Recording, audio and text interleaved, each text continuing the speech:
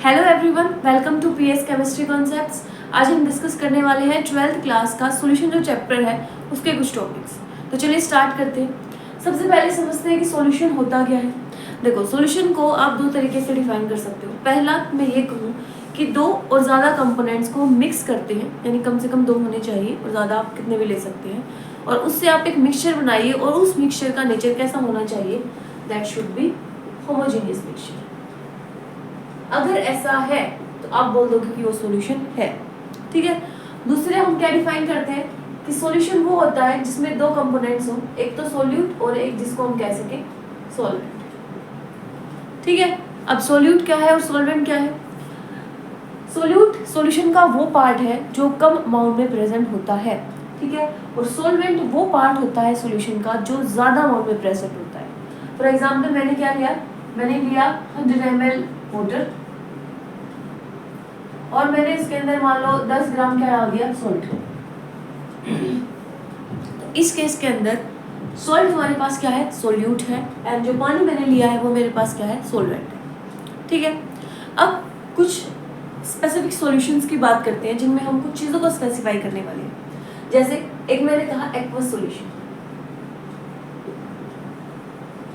और ये बात कह के मैंने क्या स्पेसिफाई कर दिया कि सॉल्वेंट जो मुझे लेना है वो मुझे वाटर लेना है।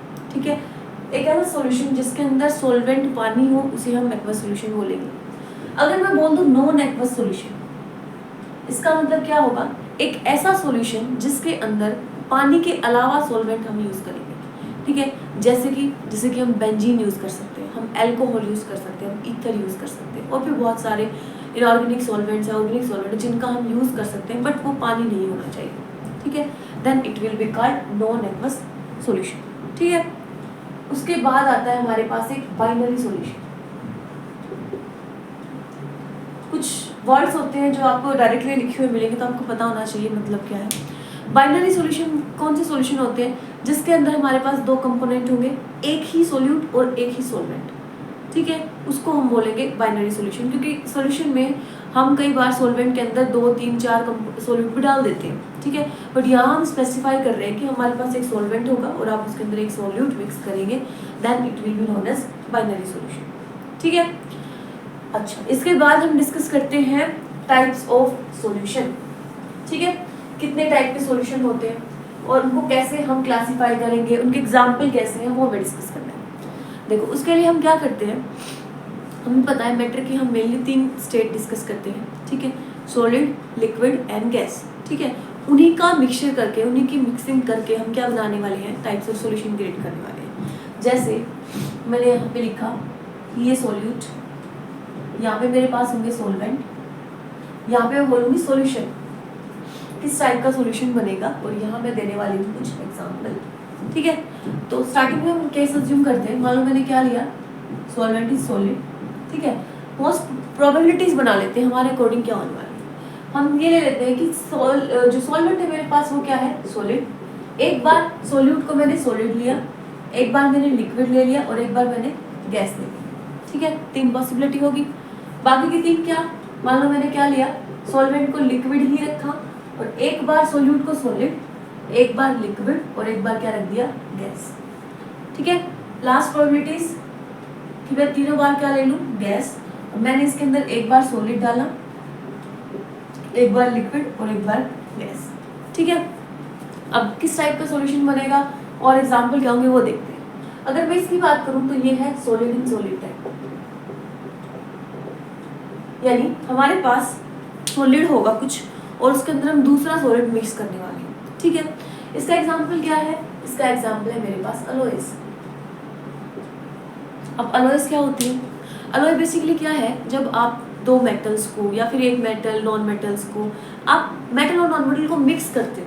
ठीक है। और आप इसीलिए मिक्सिंग कर रहे हो ताकि उसकी प्रॉपर्टी अच्छी हो जाए, टू चेंज इट्स प्रॉपर्टी। अब वो प्रॉपर्टी उसकी अपीयरेंस हो सकती है, उसकी हार्डनेस हो सकती है, उसका melting point, boiling point, conductivity, कुछ भी हो सकती है, यानी कि हम उसकी प्रॉपर्टी अच्छे कर रहे हैं बेसिकली। ठीक है। अब एग्जाम्पल आप ले सकते हो अलोय का, जैसे मैंने बोला कॉपर डिसॉल्व्ड इन गोल्ड। ठीक है। हम जानते हैं कि प्योर गोल्ड जो है वो हमारे पास कैसा होता है, वो थोड़ा सॉफ्ट होता है ना, वो आप उसको डेली लाइफ में तो यूज़ नहीं कर पाओगे। दैट्स वाई हम उसे क्या करते हैं, हम उसके अंदर थोड़ा कॉपर यानी तांबा या फिर चांदी मिक्स कर देते हैं। उससे क्या हो जाता है, उसमें हार्डनेस आ जाती है। ठीक है, बेसिकली किया क्या जाता है, गोल्ड को पिघला के और फिर कॉपर की मेल्ट करके कॉपर को भी मिक्स करके उनको जमा दिया जाता है। Then we will say it alloy. ठीक है, इसके अलावा ब्रास, ब्रॉन्ज ये भी ले सकते हैं। ठीक है, स्टील सब चलेगा, बहुत सारे एग्जाम्पल होते हैं अलॉयज के। All alloys lies in this portion. ठीक है, इसके बाद हमारे पास क्या है, सेकंड यानी कि लिक्विड इन सॉलिड। इसका मतलब मेरे पास सॉलिड होगा और उसके अंदर मैंने लिक्विड डाला होगा थोड़ा सा। इसका एग्जाम्पल क्या लेंगे हम, देखो अगर हम बात करें सॉल्ट की, सॉल्ट सॉलिड है ना, और अगर हम उसको एयर में से खुला छोड़ दें तो वो क्या कर लेता है, वो थोड़ा सा मॉइस्चर एब्जॉर्ब कर लेता है फ्रॉम एयर, है ना।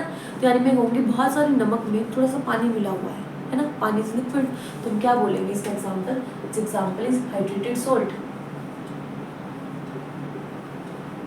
और कुछ भी कह सकते हैं हम, है ना।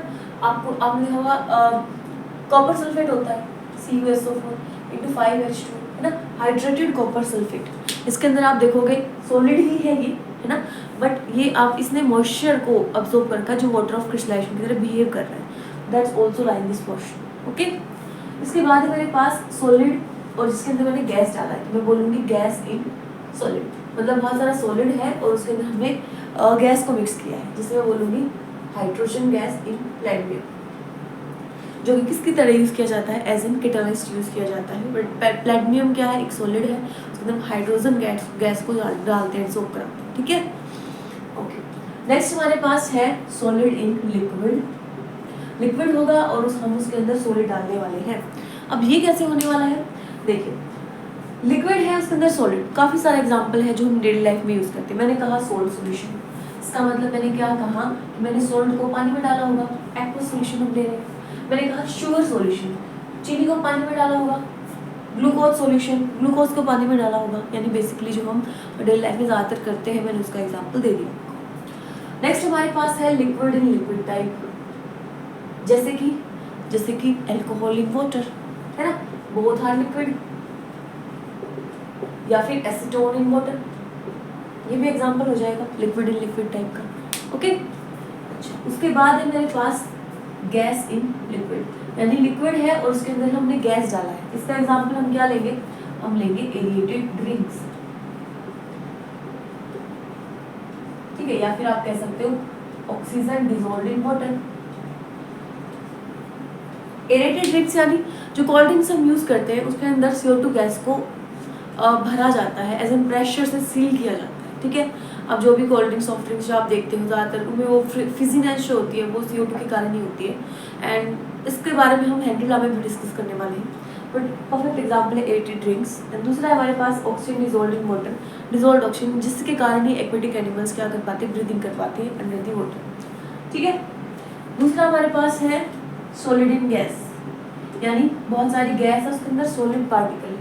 इसके लिए मैं कह सकती हूँ dust particle in air, dust particle in air, यानी एयर है और एयर के अंदर डस्ट पार्टिकल को घोला गया है। ठीक है, मिक्सअप होके दिखते हैं। जब हम मान लो टिंडर इफेक्ट की बात करते हैं तब आपको डस्ट पार्टिकल थोड़े से विजिबल भी दिखने लग जाते हैं ना, तो हम उसकी बात कर रहे हैं। नेक्स्ट है हमारे पास लिक्विड इन गैस टाइप, कि हमारे पास गैस है और उसके अंदर थोड़ा लिक्विड मिला हुआ है, जैसे कि वाटर वेपर इन एयर, जिसे हम बोलते हैं ह्यूमिडिटी, यानी एयर के अंदर कुछ वाटर वेपर प्रेजेंट होंगे, उसकी बात हो रही है। ठीक है, और लास्ट हमारे पास क्या होता है, गैस इन गैस टाइप,